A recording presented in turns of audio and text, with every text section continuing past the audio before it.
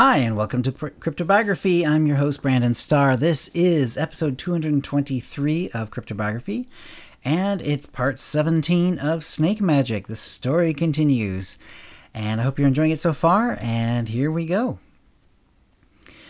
Several months went by, and Neidre found herself a highly competent healer, but now she wanted to try her hand at transformative magic. When she brought it up, Ayakar looked at her tail. "It looks like the patterns that will be green are now green," she said, "and your knowledge of anatomy, disease, and trauma are all excellent. I'll let the transformative magic group know that you are seeking their training." "Thank you," Neidre said. While she was excited about the prospect, it did not keep her awake the way it had before she had come to start the magical training. She was fitting in. She had learned the language, and she had no more doubts about Nazrak society. She may have come to them as an outsider, but they had taken her in. Several weeks ago, on a last nagging suspicion, she visited the ground level, something she never had to do as a Nazrak. But that was where the few demi-humans and a tiny number of trusted humans were allowed inside the city. Neidre was afraid that what she would find would be cruelty, perhaps even slavery, but it was not so. The demi-humans and humans were allowed to live, work, and so on, as long as they did nothing to endanger the Nazrak, which Neidre felt sure mostly meant telling the outsider humans where and how they lived. They were able to do as they pleased. Of course, most of the Nazrak city was more or less inaccessible to these people. The humans could technically climb the peg stairs, but it was excessively dangerous to do so.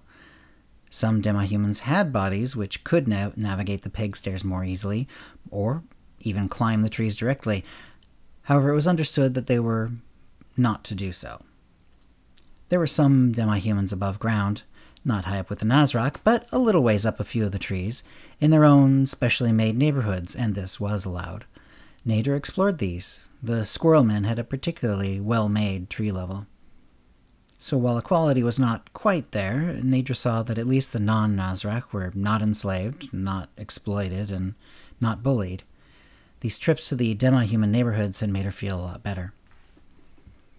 The Transformation Magic Group was headed by a very old Nazrak, Inhold. Inhold was completely white-haired, and she spoke with a voice that spoke of multiple decades of life. Neidre was brought before her on her first day of transformation training. Inhold's scales, Neidre saw, were clearly old. A few were missing, and others had ragged edges. Yet their colors, blue and yellow, were mostly bright and clear. Neidre looked down at her own tail, with its scales newly hued in green, though most of what she hoped would become blue scales were still muddy brown. Her face was sunken in a way that only great age could accomplish, but her eyes spoke of an intelligence undimmed. Neidre was introduced by one of the Nazrak of the transformation group that she did not know. "This is Neidre, Inhold. She is coming from the healers to learn our magic next. She has already done transformation accidentally." Inhold slid forward and looked at Neidre, first in the eyes, then down her tail. Her eyes lingered on the soul blue scale. No scale had turned any color than green during her healing training. "Tell me how you got the blue one," she said.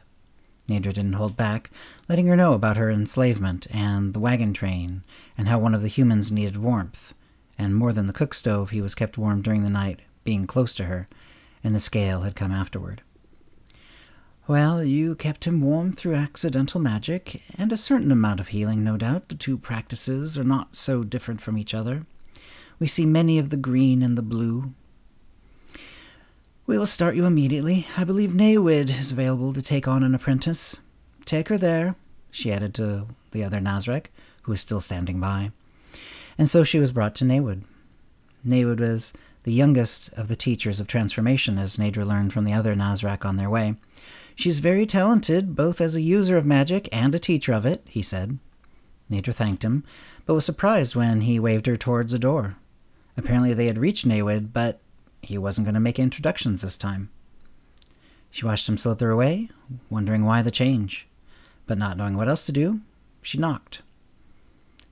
"Enter," said a calm voice.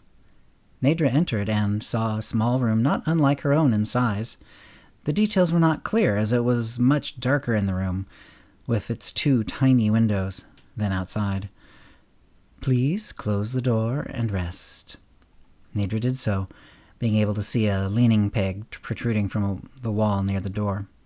Nazrak rarely sat in anything like how a human would do it, but it was comfortable to have a high peg to rest an arm or even an upper body on.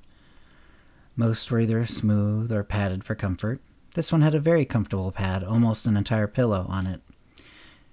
She put an arm on it after closing the door and gave herself a moment for her eyes to adjust. When she did, she saw that there was a very pale Nazrak on a human-style bed across from her. No, not pale, she corrected herself as her eyes continued to adjust to the gloom. Albino.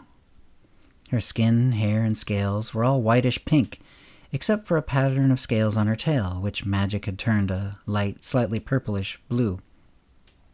She lounged on the bed and was looking at Neidre appraisingly. "I'm Neidre," the Nazrak told her. "Thank you for closing the door. I am sensitive to light."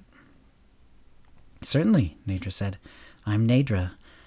They said you were the one who would teach me transformative magic." "Yes," Neidre said. "It happens to be my specialty." "Can you make yourself immune to sunlight?" Neidre asked, without thinking if it would be rude. "Yes, actually," Neidre said. "But like all magic, it takes its toll, so I prefer to keep my natural skin and scale colors, except at need."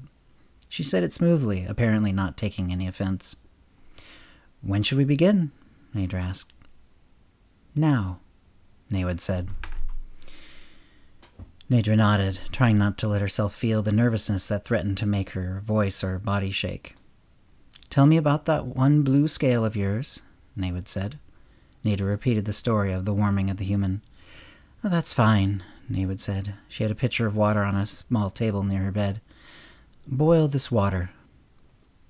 Neidre approached the pitcher. It was made of some plain white metal. She put her hands on the pitcher, but then she found she didn't know what to do next. She decided to be honest with her new teacher. "I have no idea what to do now," she confessed. "I warmed up the human accidentally." "That is fine," Neidre said. "Did the healers not teach you healing magic?" "Yes," Neidre said. "How do you heal?" "Once I'm sure what needs to be healed, I put my hands near there and see the problems, and then my magic corrects them." "That's fine," Neidre said. "What you've been doing is using the injured Nazrak's body, which desires the regaining of its wholeness, as a guide. You were doing so accidentally, no doubt, but your mind and your heart were both in sync, telling you what needed to be done. This is similar, but instead of a natural guide, you'll be using your imagination. Imagine the water is hot, and the pitcher will heat up."